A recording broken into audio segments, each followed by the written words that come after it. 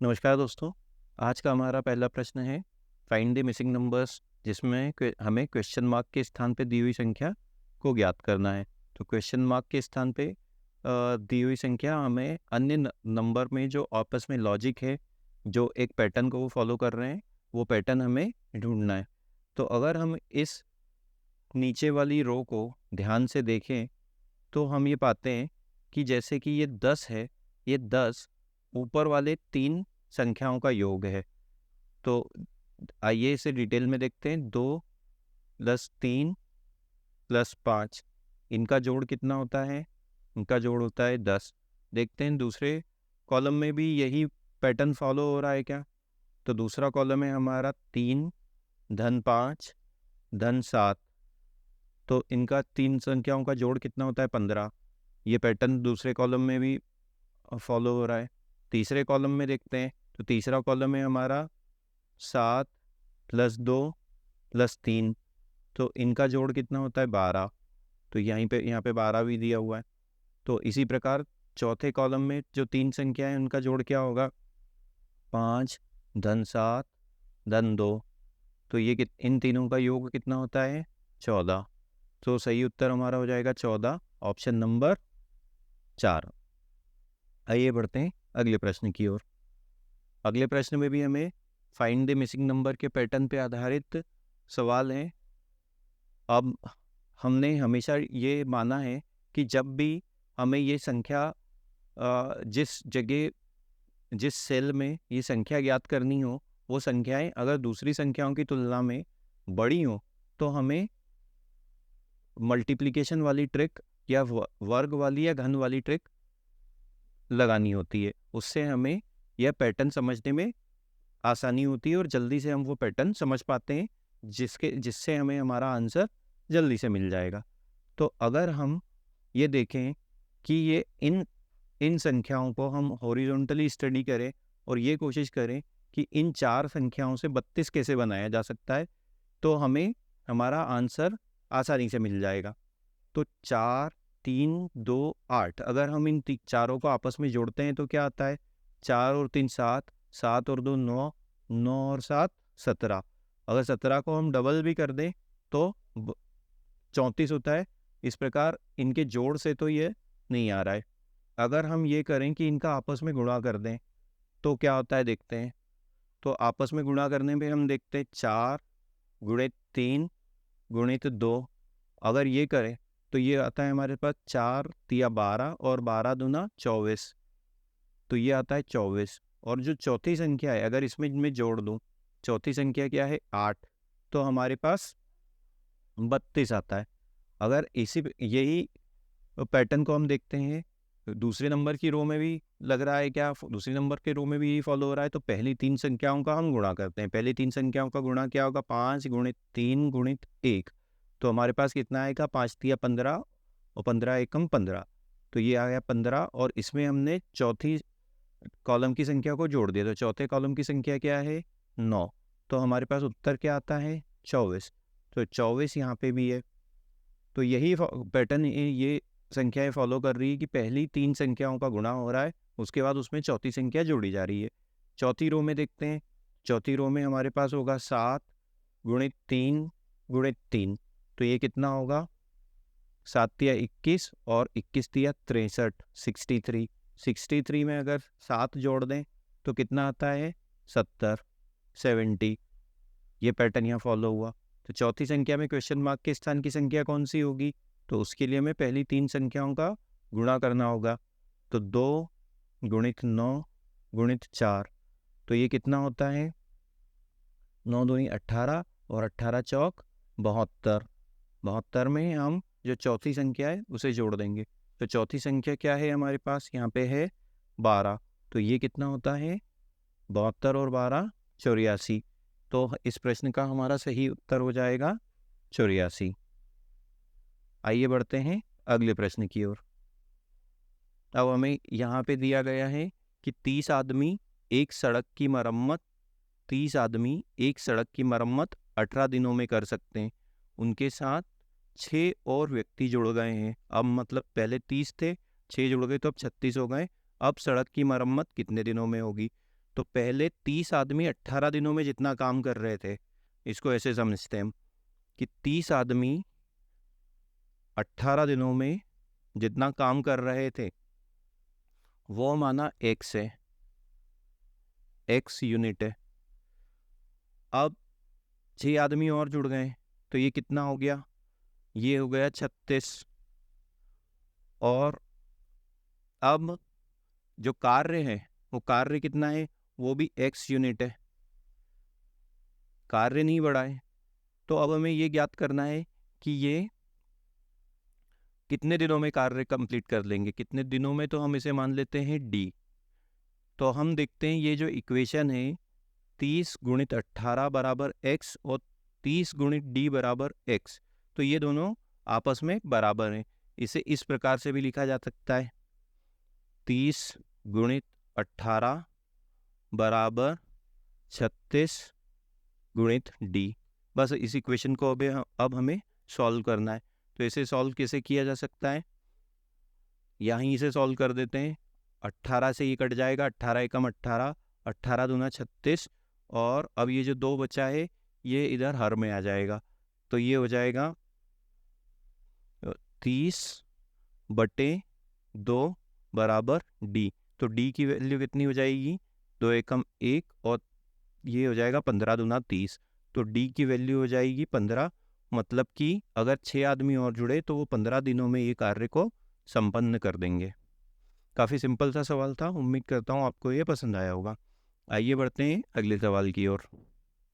इसमें हमें जो सवाल दिया गया हुआ है उसमें एक बड़ा सा शब्द दिया हुआ है हमें अंग्रेजी का, उसके लेटर्स को इस्तेमाल करके नीचे दिए गए हुए ऑप्शंस में से कौन सा वर्ड नहीं बनाया जा सकता, ये हमें ढूंढना है।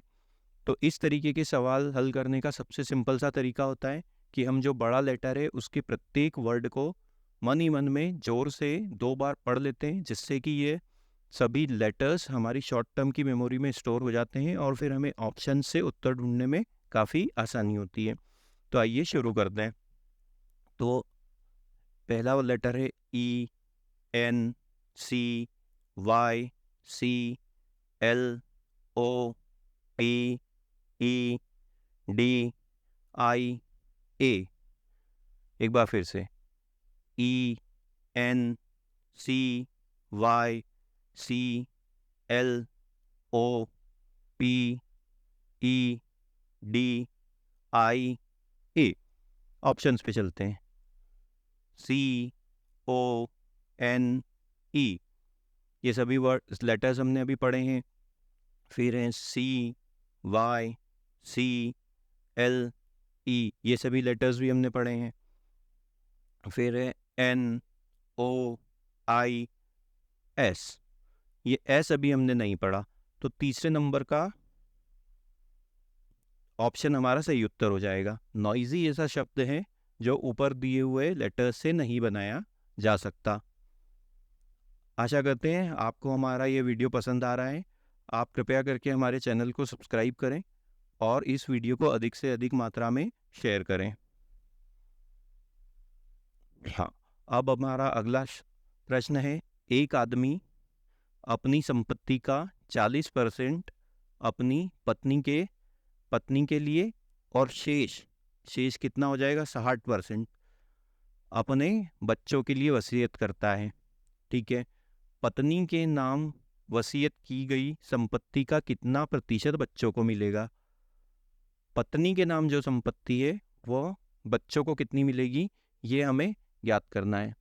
तो अगर इस तरीके के सवाल आते हैं तो हम सबसे सिंपल से शुरू करते हैं कि माना उस व्यक्ति की संपत्ति का कुल हिस्सा है 100, तो माना कुल संपत्ति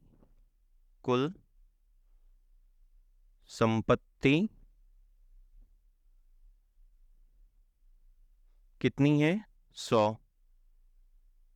अब हमें क्या दिया गया है, पत्नी के नाम पे कितनी संपत्ति की गई है। तो पत्नी के नाम पे जो संपत्ति है वो 40% है।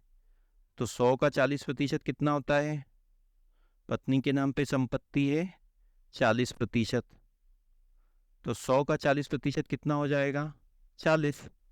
और शेष संपत्ति बच्चों के नाम पे, तो बच्चों के नाम पे 40, 100 में से 40 गए तो कितने बचते? 60%। तो बच्चों के नाम पे कितनी संपत्ति है? 60%। तो ये कितनी हो जाएगी? 60। अब हमसे क्या पूछा गया है? पत्नी के नाम वसीयत की गई संपत्ति का कितना प्रतिशत बच्चों को मिलेगा। तो पत्नी के नाम पे कितनी संपत्ति की गई है? पत्नी के नाम पे की गई है 40, और उसका कितना प्रतिशत बच्चों को मिलेगा? तो बच्चों को कितनी कितनी संपत्ति मिल रही है? बच्चों को मिल रही है 60। अब इसका परसेंटेज हमें निकालना है। पत्नी को जो हिस्सा गया बच्चों को जो हिस्सा गया वह हिस्सा पत्नी के नाम पे जो संपत्ति थी उसका कितना प्रतिशत है? इसमें 100 से गुणा कर देते हैं। तो ये कितना होगा? 0 से 0 कट जाएगा। ये कितना हो जाएगा?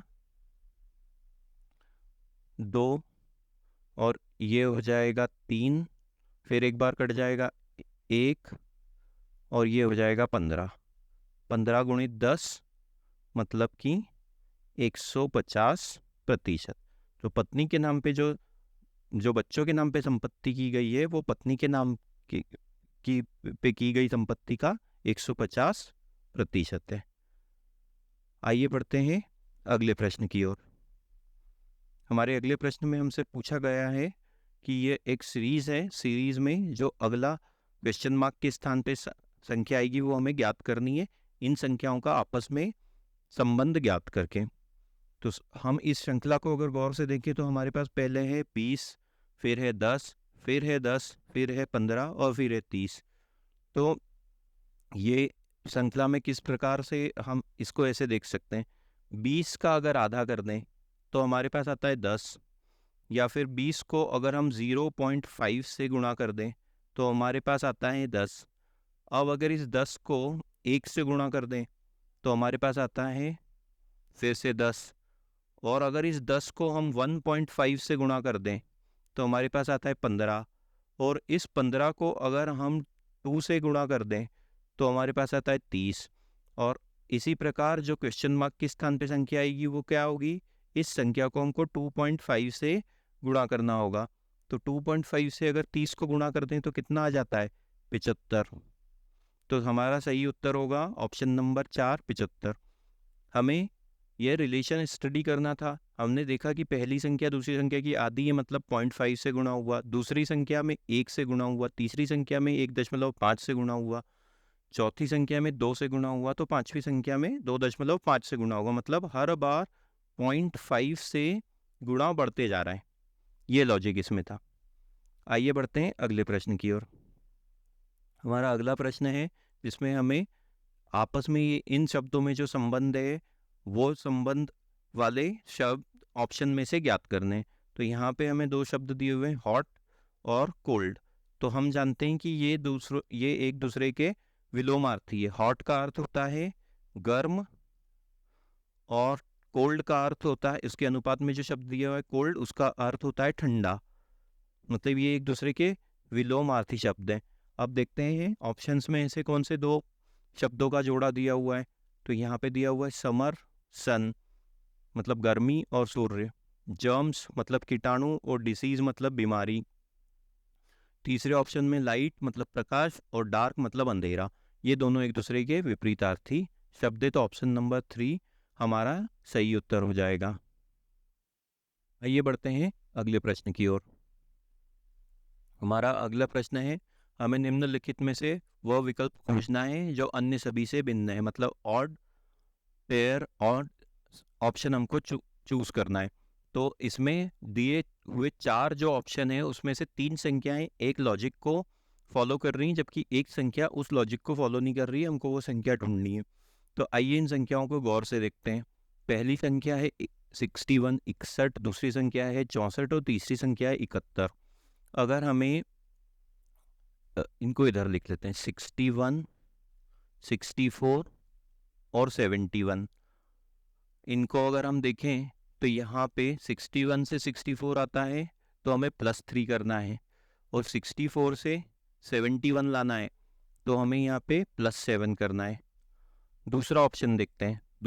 दूसरी ऑप्शन में कौन कौन सी संख्याएं? 57, 60 और 69। तो ये क्या, इसमें क्या है? 57 से 60, मतलब 57 से 60 लाने के लिए +3, और 60 से 69 लाने के लिए कितना करना पड़ेगा? +9। तीसरे ऑप्शन में आते हैं। तीसरा ऑप्शन क्या है हमारे पास? तीसरे ऑप्शन में दिया हुआ है 75, फिर दिया हुआ है 78, और 78 के बाद दिया है 85।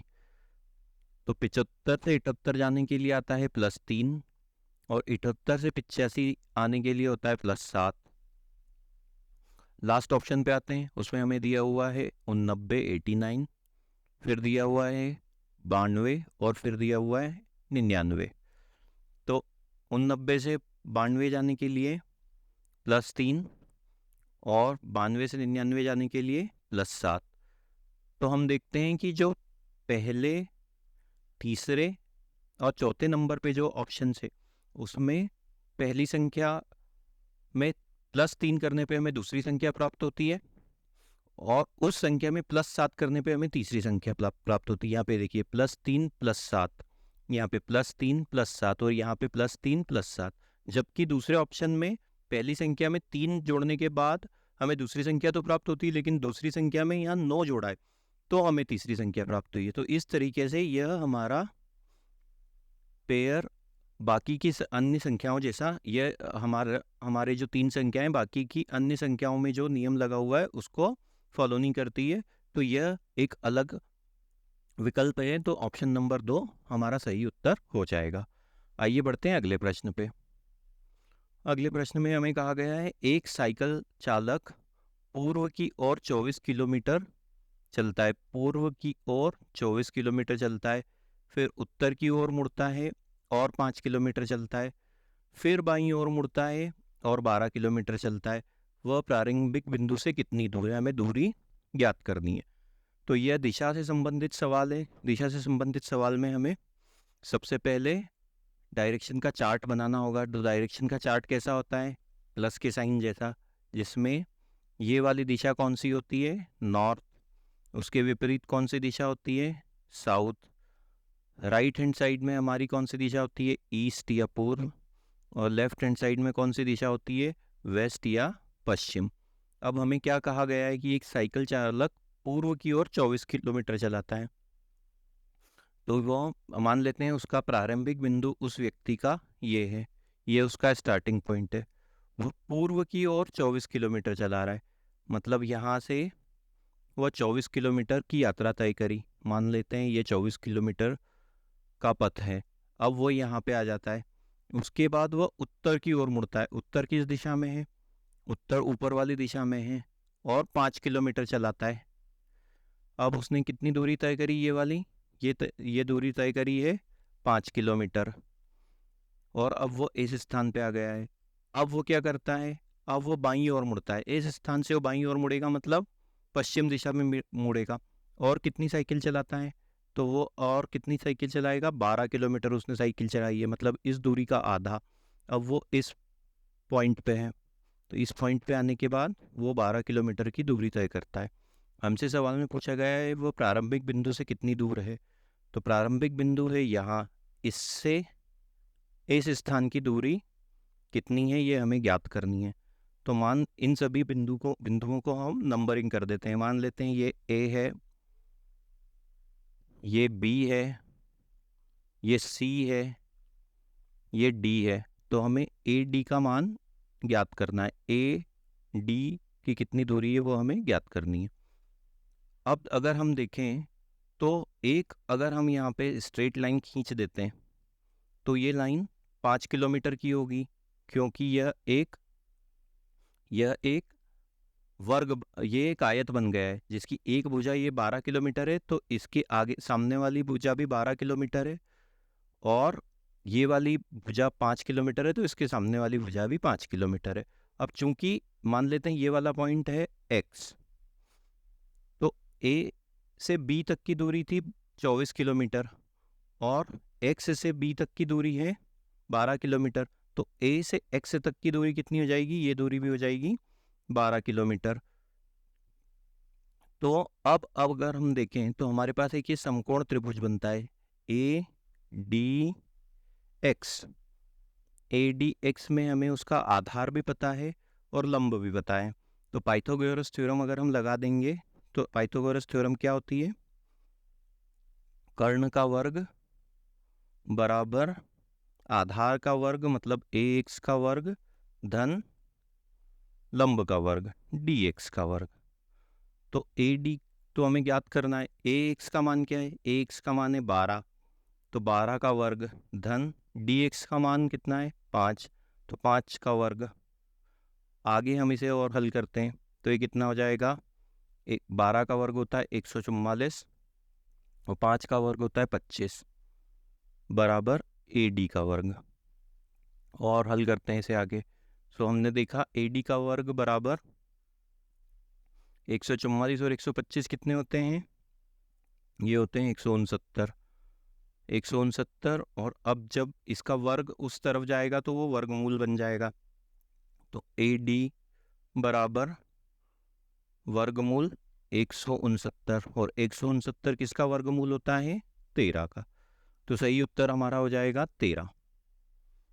तो पॉइंट ए से लेके पॉइंट डी की दूरी कितनी है? 13 किलोमीटर। आइए बढ़ते हैं अगले प्रश्न की ओर।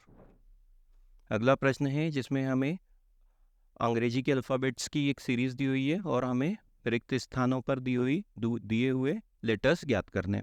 तो ऐसे सवाल करने के लिए हमें 2 ट्रिक इस्तेमाल करनी पड़ती है, जिसका पहला हिस्सा ये होता है कि हम दी हुई श्रृंखला में टोटल नंबर ऑफ अल्फ़ाबेट्स गिनते हैं। तो आइए शुरू करते हैं। 1 2 3 4 5 6 7 8 9 10 11 12 12 है। तो 12 को हम किस प्रकार से ले पाएंगे? या तो 3 गुणित 4 या 4 गुणित 3 या 2 गुणित 6 या 6 गुणित 2। इस तरीके से हम इस श्रृंखला को लिख सकते हैं। दूसरी ट्रिक हमें ये देखनी होती है कि जो पास पास में संख्या दी हुई है बिना रिक्त स्थान के वो कितनी है और उनसे हम कौन सा हिंट ले सकते हैं। तो यहाँ पे दिया हुआ है डबल डी, यहाँ पे दिया हुआ है सी डी और यहाँ पे भी दिया हुआ है सी डी। अब अगर हम देखें तो डी के बाद डी दिया हुआ है यहाँ पे और इन दोनों जगहों पे C D blank space E, यहाँ पे भी C D blank space E, यहाँ पे भी C D blank space E, यहाँ पे भी C D blank space E और यहाँ पे एक डी के बाद दूसरा डी दिया हुआ है। तो डी के बाद डी आ रहा है तो हम अगर यहाँ पे डी लिख दें तो फिर हम देखते हैं कि ये किस प्रकार का पैटर्न बनता है। C D D E, C D D E, ये फॉलो हो रहा है यहाँ पे। अब हम देखें तो ई के पहले यहाँ पे डी दिया हुआ है, डी के पहले सी दिया हुआ है, इस जगह पे डी के पहले सी दिया हुआ है, यहाँ पे भी डी के पहले सी दिया हुआ है। तो इस डी के पहले कौन सा संख्या आ जाएगी? इस कौन सा अल्फ़ाबेट आ जाएगा? इस डी के पहले भी सी आ जाएगा। तो ये होता है सी डी डी ई और इस सी के पहले भी, इस सी के पहले हमने इस डी के पहले सी आ गया। अब अगर हम देखें तो ये इस प्रकार का एक पैटर्न बन रहा है सी डी डी ई।